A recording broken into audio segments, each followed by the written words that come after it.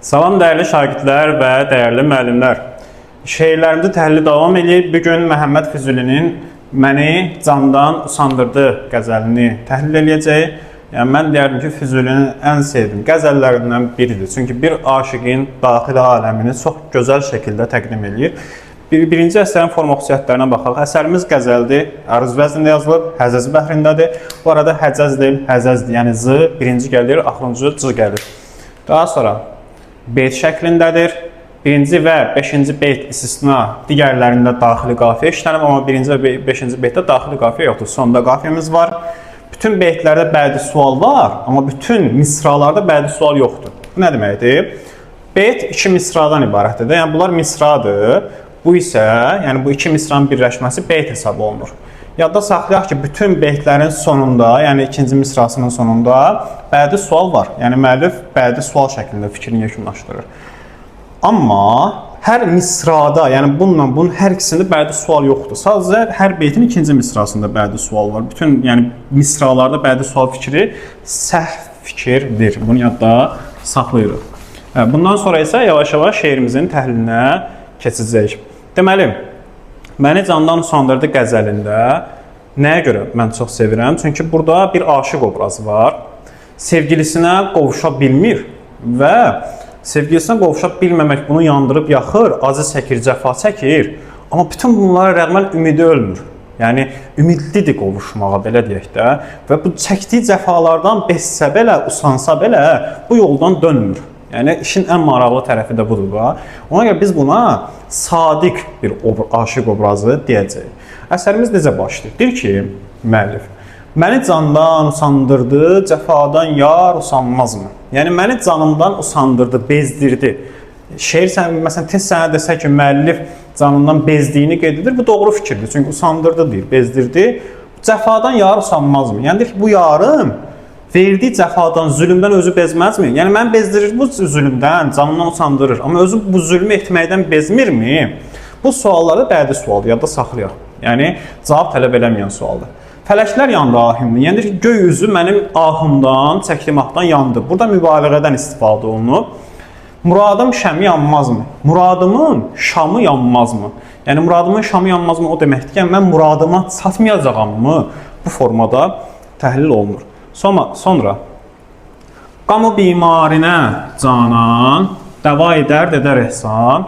Yəni, deyir ki, hamının dərdinə, qamu hamı deməkdir, bimar xəstə deməkdir. Yəni, bütün xəstələrin dərdinə dəva-i dərd edər ehsan, yəni çarə qılar sevgili yar. Yəni, bütün xəstələri, məsələn, dərdinə çarədir. Yəni, hamının ehtiyacına qaçır.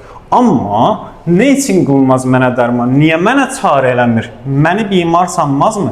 Məni də xəstə sanmırmı? Yəni, bütün xəstələrin çarəsinə baxırsa, məni də xəstə sanmır, mənim çarəmə niyə baxmır? Niyə mənim dərdimə dəva olmur? Bu formada müəllif çox gözəl bir formada fikrini bildirir.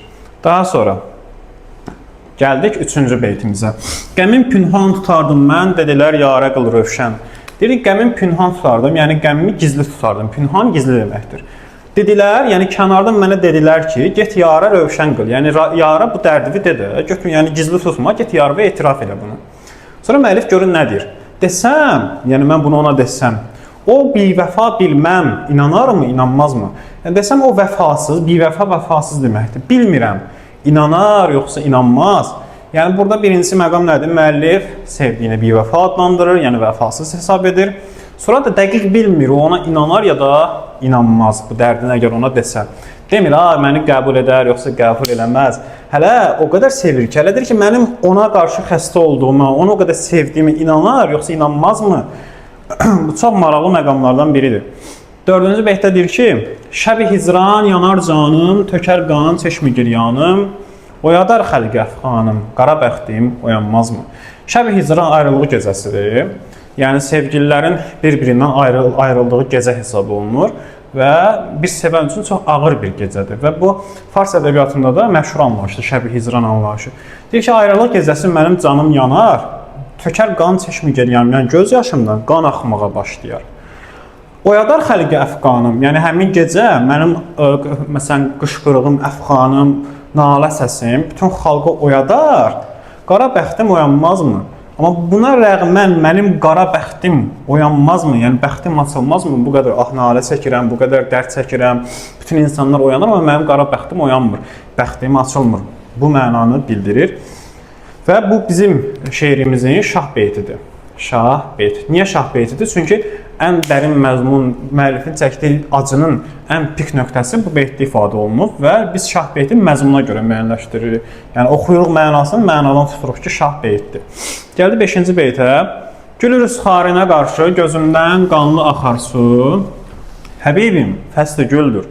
Bu axar sular, fəsli güldür bu, axar sular bulanmazmı? Gül rüzxarına, rüzxar üz deməkdir. Gül rüzxardan gül üzü deməkdir. Sənin gül üzünə qarşı mənim gözümdən qanlı su axar.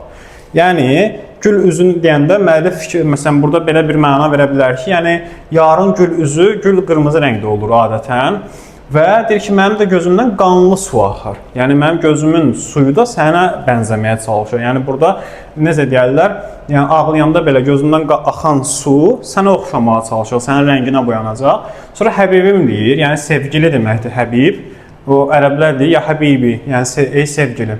Yəni deyir ki, sevgilim fəsli güldür, yəni gül fəslidir.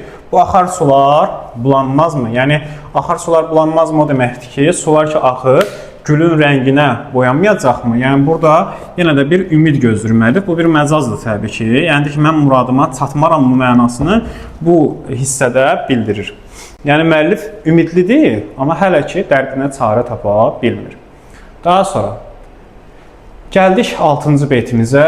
Deyildim mən sənə mail, sən etdin əqlimi zal. Yəni deyir ki, mən sənə meyilli deyildim, hələ mən səni tanımırdım, sevmirdim. Sən etdin əqlimi zail, sonra səni tanıyandan sonra sən ağlımı başımdan aldın. Mənə tən eləyən qafil, yəni mənə gülən, mənə lağ eləyən qafil xəbərsiz deməkdir, tən də lağ deməkdir. Yəni mənə lağ eləyən xəbərsiz insanlar səni görəcək utanmazmı? Yəni səni görsələr utanmazlarmı? Yəni insanlar ki, mənə lağ eləyirlər, onlar da deyir səni görsələr, mənim gülümə düşərlər. Onlar da mənim çəkdiyim acını çəkəcəklər və mənə lağ elədiyi üçün onlar utanacaqlar mənasını bildirir. Sadəcə bədii sual şəklində müəllif fikrini bildirir. Gəldi sonuncu beytinə. Füzuli rindü şeydadır. Yəni dəli kimi vurğun deməkdir bu sözün mənası şeyda.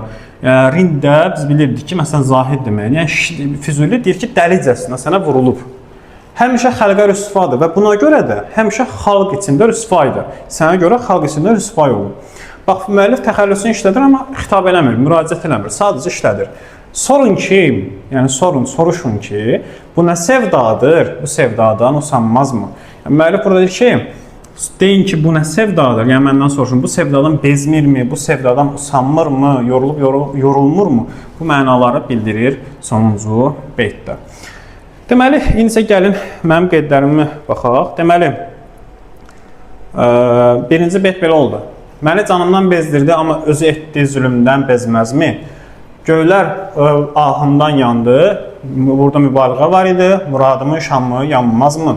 İkinci beytdə deyir, canan bütün xəstələrin dərdini həll edir, yəni dərdini dərman edir. Mənə niyə dərman eləmir? Məni xəstə, yəni məni bimar hesab etmirmi?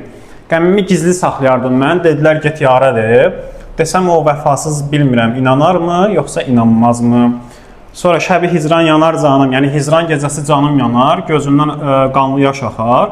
Xalqı fəryadım oyadar, amma qara baxdım, oyanmazmı? Sonra 5-ci beytdə deyir ki, gül üzünə qarşı gözündən qanlı su axar. Sevgilim, gül fəslidir. Bu gül fəsli də metonimiyadır. Niyə metonimiyadır? Deməli, metonomiya bura niyə yazmışıq, ay Allah? Bu video yazıları mən gecə hazırlayım, saat 3-də, 4-də hazırlayım. O qədər çap səhvi gedir ki, gül fəsli niyə metonimiyadır? Çünki gül fəsli deyəndə bahar nəzərdə tutulur. Adını dəyişib gül fəsli deyə müəllif burada bildirib. Ona görə ad dəyişmədən istifadə olunur. Axar sular haçan bulanacaq, yəni bulanmazmı deyə də fikrini bildirir. Sonra deyir, mən sən meyilli deyildim 6-cı beytdə, sən ağlını başımdan aldın. Mənə lağ eləyən qafillər, yəni xəbərsizlər səni görsələr utanmazlarmı? 7-də deyir ki, Füzuli rindü şeydadır, yəni sənə dəlicəsinə vurğundur, həmişə də xalqa rüsvadır, yəni buna görə xalqa rüsvay olub. Soruşun ki, bu nə sevdadır, bu sevdadan usanmazmı, bezməzmi mənasını bildirir. Təhlilə baxaq. Deməli, birinci məqam nədir? Şeirdə real aşıq obrazı olsa da, yəni bu məşuqəni sevmən real aşıq obrazıdır. İlahi məhəbbətin izləri var. Yəni biz şeiri oxuyanda Orada 100% görürük də ilahi məhəbbət var. Çünki orada deyir, müəllif sevgisinə deyir, hamının dərdinə dərman eləyirəm. Təbii ki, burada Allah nəzərdə tutulur da. Yəni hamının dərdinə çatır, amma məni xəstə hesab eləmirmi? Sufyanə eşq kitabına görə özünü əks etdirir. Bir də elə bir şeirdir ki bu. Dünyəvi məhəbbətin izləri də var və ilahi məhəbbətin təsiri var. Ona görə də şair məhəbbəti dünyadan və insandan ayırmır. Aşiqin xüsusiyyətləri, aşiq səmimi, sədaqətli, bir də cəfakeşdir. Cəfakar deyil, cəfakeşdir. Cəfakar zülm eləyən deməkdir. Cəfakeş zülm altında olan, zülmü çəkən deməkdir. Yəni müəllif zülm çəkir, onu demək istəyir burada. Sonra bu yoldan dönməyi xəyalına belə gətirmir, yəni yolunda sabit qədəmdir. Alınma sözlərimiz şeirdə məzmunun başa düşülməsinə mane olmur. Yəni alınma sözlər olsa belə sən şeiri oxuyanda başa düşürsən burada müəllifin çəkdiyi acıları. Daha sonra öz təxəllüsü işlədir, amma özünə müraciət eləmir. Aşiqin ah naləsi sonacan kəsilmir. Bəzi testlər deyir ki, məsələn, şeirin sonuna doğru müəllifin ah naləsi çəkilir, yarına qovuşur. Bunlar yanlış məlumatlardır. Çəkdiyi cəfadan da, yəni çəkdiyi zülmdən usanıb, yorulmur. Bunu yadda saxlayaq. Deməli, burada bir məqam var.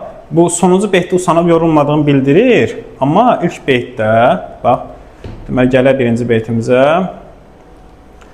Amma canından usanır. Yəni məşuqu onu canından bezdirir. Amma özü, yəni canından bezsə də sevgisindən bezmir. Bunu ayırd eləmək lazımdır. Yəni onun məşuqəsi onun canından bezdirir, usandırır. Amma o sevgisindən bezmir, bu yoldan bezmir. Bunlar ayrı-ayrı şeylər. Yəni candan bezmək olar. Acı çəkərsən, canından bezərsən. Amma sevgindən bezməzsən. Yəni usandırmaq söhbətinə bu xırda məqama da diqqət eləyək. Belə, şeirimizin təhlili bitdi. Ümid edirəm ki, sizə faydalı oldu təkrar olaraq. Videonu bəyənməyi, növbəti videolara baxmağı, kanala abunə olmağı yaddan çıxarmayaq. Növbəti çəkilişlərdə görüşənə dək hələlik.